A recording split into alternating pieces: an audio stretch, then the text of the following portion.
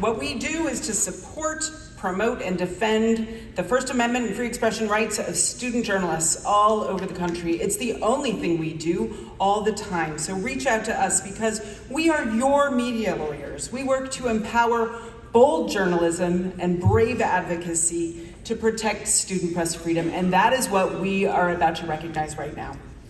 SPLC doesn't give a lot of awards. In fact, until now, we've only offered one award at the college level every year, but this year we have 2 special citations. The first award goes to an outstanding college news organization that speaks truth to power and demonstrates outstanding courage in student journalism. We are proud to co-sponsor this award with the Associated Collegiate Press and the Manship School of Mass Communications at Louisiana State University. LSU also provides the $2,000 award. The award is named in honor of the Reveille 7. They were LSU student journalists expelled in 1934 for publishing criticism of then Louisiana Governor Huey Long. Years later, they were vindicated and they were cleared of wrongdoing. We present this award in their memory and as part of their legacy. So I am proud, very, very proud to announce that the Student Press Law Center's Reveille 7 Courage in Journalism Award 2022 recipient is the Indiana Daily student and journalist Cate Charron. Cate, come on up.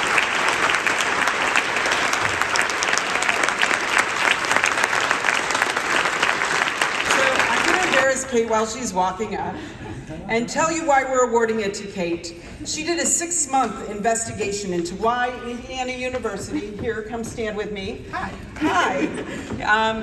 She did a 6-month investigation into why Indiana University did not abide by its 2016 disciplinary ruling against a music student who was found responsible for sexually harassing another student.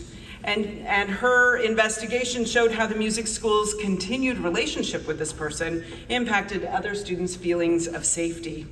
Despite the university's refusal to release the student's disciplinary record, an act which Indiana's public access counselor said violated the state's public records law, Cate persevered in her reporting through a series of follow-up stories, and that reporting led to numerous letters to the editor, a community forum, and protests throughout the school, which frustrated students were able to voice their demands that the university do more to protect sexual assault victims. We commend Cate for her intrepid reporting and the leadership of the Indiana Daily Student for ensuring that her reporting led to widespread discussion and change on campus. The work of the Indiana Daily Student is an excellent example of courageous student journalism, which exposed misconduct and opened important conversations and reforms on campus. We're proud to recognize Cate's work, and we're proud to work with you and other student journalists around the country who continue to cover your campus and communities without fear or favor. So Cate, to you.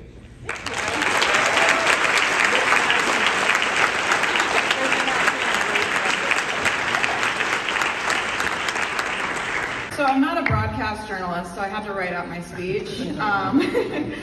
Thank you so much, the SPLC, for this recognition. It means absolutely the world to me. I'm beyond honored to be presented with this award, especially with the brave and inspiring background of its namesake. Reporting out the story, this battle for transparency, was never meant to just be a clip for me, never meant just to be for personal gain. It was about telling Shaylee and Elena's story. And I wasn't gonna allow IU to deter my attempts to shine light on a noted lapse of accountability in the Title IX process. I want to let other student journalists know that they can do this too.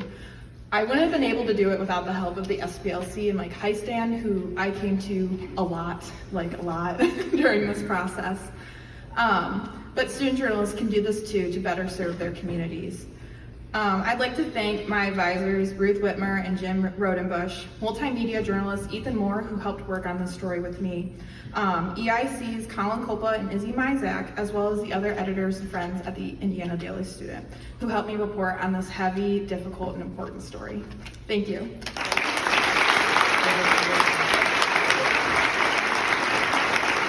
The inaugural recipient of this award is the staff of the Texas A&M Battalion. Some of you may know the Battalion is a newspaper who has been around for almost 130 years. 1893. Since 1893, right there. Last February, the university president announced without notice that the Battalion, which had been around since 1893, would immediately cease. Come over here, Michaela. Michaela is the current editor-in-chief. Yeah. And you have 3 other people here with you, right? I have several other people. You have several other people here with you. Okay, so last February, the university president announced without notice that the Battalion would immediately cease its print edition, not giving anybody a heads up, not giving anybody room to say no, and just saying that was it, 129 years, we're done. And the rationale was it would allow the students time to focus on their digital journalism skills. The staff broke the news in an online story promising to print its next print edition, and they did. And not only did they do that, they got alumni, they got readers on campus, they got faculty, they got SPLC and ACP and CMA and SPJ and just about everybody else all around the country to rally in their support.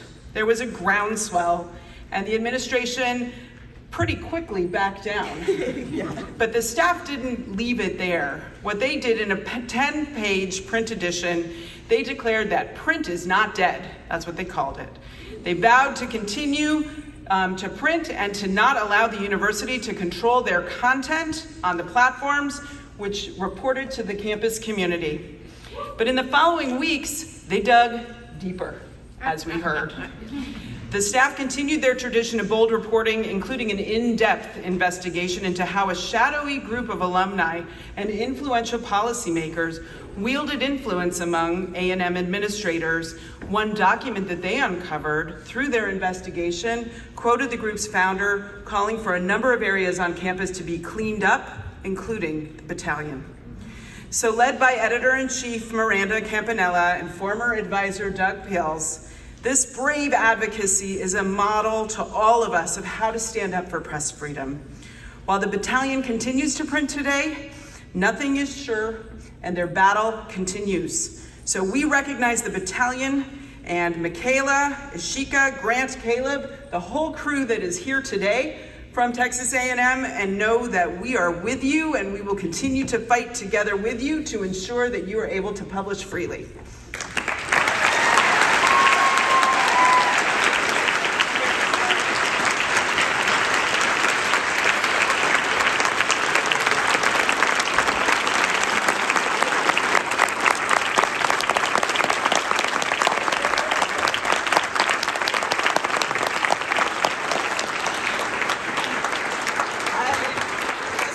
Thank you guys so much. This year was a serious fight the whole time. And to everyone in this room, I know so many of y'all's publications wrote editorials supporting us. That meant the world to me. I'm gonna cry.